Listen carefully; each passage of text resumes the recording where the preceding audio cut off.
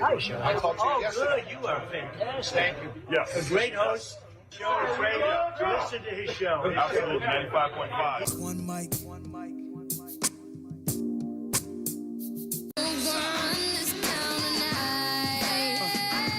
Ladies and gentlemen, it's the Shelley Winter Show, live, local, topical, and relevant, and we are live on a Monday night.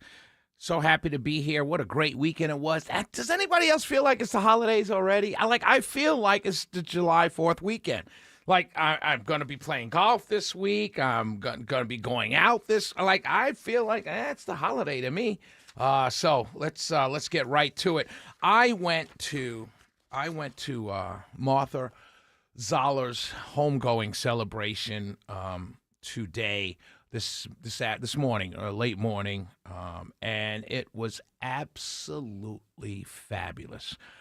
It was befitting someone of Martha Zoller's person being everything. I mean, it was her. Like if you were to say, hey, this is the funeral that I want, that's it. That's what I saw today. First of all, let me tell you, for those of you who were not there, and there's some politics there, too, to talk about as well, because Martha Zoller spoke politics. But the church, it's a fairly big church, right, up in Gainesville. I drove about an hour and 20 minutes from my house this morning, and I got there right at 11 o'clock, right before it started.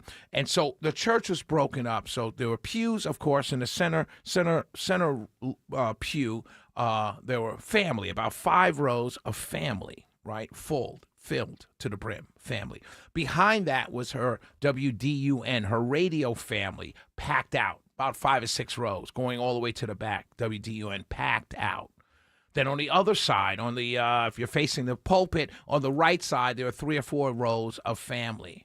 And there were some nonprofit friends and other groups that she was affiliated with. And then on my side, on if you're facing the pew, if you're facing the pulpit, on the left-hand side, there were friends, and that's where I was sitting. I was actually sitting behind Theron and Lori Gary, Marita, and Lee May was there. That's kind of the Georgia gang. And I had my own little row, the WSB row, if you will, CMG row, if you will. Just joking, right? But there was a section off to the far left, facing the side of the pulpit, and it said on each pew, political family, and everybody was there. Nathan Deal was there. State Representative Drew Eccles I talked to. There were some other state representatives there, but just a whole bevy of political people were there. Rick Jackson was there, right? And I thought to myself, okay, this is cool. And so that's, whenever you go to, I don't know about you, all right? Now, this could be the narcissist in me. I admit to it. But I don't know about you. I'm one to admit it. When you're at someone's funeral, do you think about your own? That's the question of the night. We'll ask that question of the night. 404-872-0750, 1-800-WSB Talk. When you're at a funeral, do you think about your own mortality? Do you think about, how will this many people show up to my funeral? Because that's where I was sitting there. I thought, I said, man, I knew it was going to be crowded. I knew it was. I tried to get there early. I left my house at like 9:15. I didn't know it was going to take me an hour and 20 minutes to get there, though. But I tried to get there early because I knew the parking lot was going to be filled. I knew the church was going to be filled because I knew who Martha Zoller was. But then the political people that were there, they had their own section, political family. I thought it was the coolest thing ever. It really was. And she got a great send-off. The pastor of that church, a wonderful pastor, he gave a great eulogy, right? It was a great eulogy. It really was. But Justin Gaboni, he's a lawyer. He's an ordained minister. He's a minister. He's not the lead minister, but he's a minister at a Greater Piney Grove Baptist Church. And he gave a witness, what they call the witness. And now Justin Gaboni is an African-American pastor. He's on the left. I met him. He said, hey, Shelley, I met you before. He knows Kasim Reed and that whole crew. Spoke at the Democrat National Convention in 12 and 16. So this guy's prominent Democrat.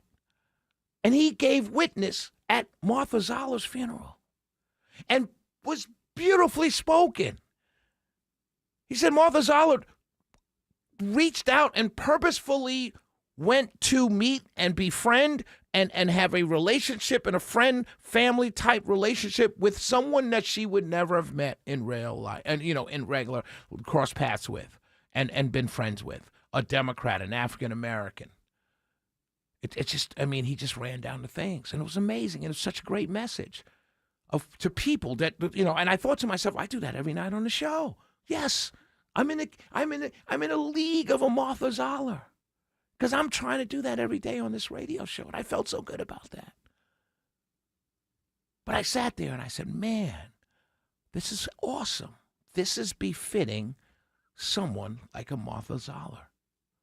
Just a prominent individual in the state of Georgia who, as the pastor said at one point, they said they called her the Velvet Hammer because she would disagree with you and then ask you how your family is. And the pastor went on to say one final thing when he said it. He said, she disagreed with you. She'd beat down your points and then ask you how your family is. And she meant both things. That was powerful to me. There's no transactional relationship with her. There's no back and, give and take. It's just human. And I thought that was wonderful. What a homegoing. And the singer, she sung Blessed Assurance and Amazing Grace and killed it. And here's the thing. Here's another question. Okay, all right, so this is Methodist. This is a Methodist church, right? Many of the people that were there, there are people like me that visited, but I wanted to clap. I tell you no lie. I wanted to stand up and be like, yeah, you killed it. Amen. But nobody clapped. I didn't know. And it reminded me of Presbyterian. I grew up Presbyterian in Harlem, New York, and that's how kind of we are. But I moved to the South where the Baptist church, she's like, amen, and shouting while she's singing because she was hidden. She was blowing. But I didn't. But then no one clapped. I looked around. No one said anything, and I could tell there were people who were like, do we clap? Do we not clap? It was kind of a if you can have a humorous moment at a funeral, it was a humorous moment because that singer blew. She blew. Val, I can't remember her last name. I don't have the program in front of me. I apologize. But that was my takeaway from Martha Zoller's funeral. It was befitting her. And the love was shown in that church, and the place was packed. And that was befitting her and her life. A friend to us all, Democrat, Republican, black, white, straight, gay. It was a friend to us all. Martha Zoller, rest in peace, my dear sister. Rest in peace. I will tell you a little bit of. I'm not making this up, but I'm a political guy, so I got to mention it. On the front row of the political family section, on the front row, Nathan Deal was there. He and his wife, and in that row was Rick Jackson, prominently in the front row of the political family section. And everybody could see you if you were way on the other side of the church looking on that side because you could see the whole church, but that side was the political family. So there's a lot of people in that room who are looking to see who's here and who wasn't there. Trust me when I say they were looking to see who was there and who wasn't there. And I will tell you who was there. Rick Jackson was there prominently on the front row. Now, I don't know if it means a lot. I'm just saying it kind of looked like a man saying, I knew Martha Zoller. I was friends with Martha Zoller. I'm going to say goodbye to Martha Zoller, and I'm sitting right here in the front row to let the world know that Martha Zoller had my back for governor, and I will be the next governor of Georgia. And I don't mean to throw that into the funeral because it was a homegoing service, but politics is everywhere. And he was on the front row. And I'm sure not a person in that family did not want, and I'm sure every person in that family wanted him on that front row. So Shelley went to show.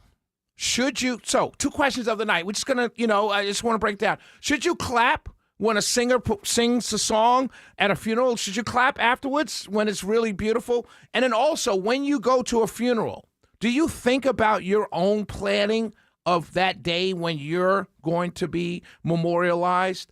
Do you think about it, or is it just me, the crazy guy, that does that? 404-872-0750, 1-800-WSB-TALK. Rest in peace, my dear sister. Rest in peace. We will be right back.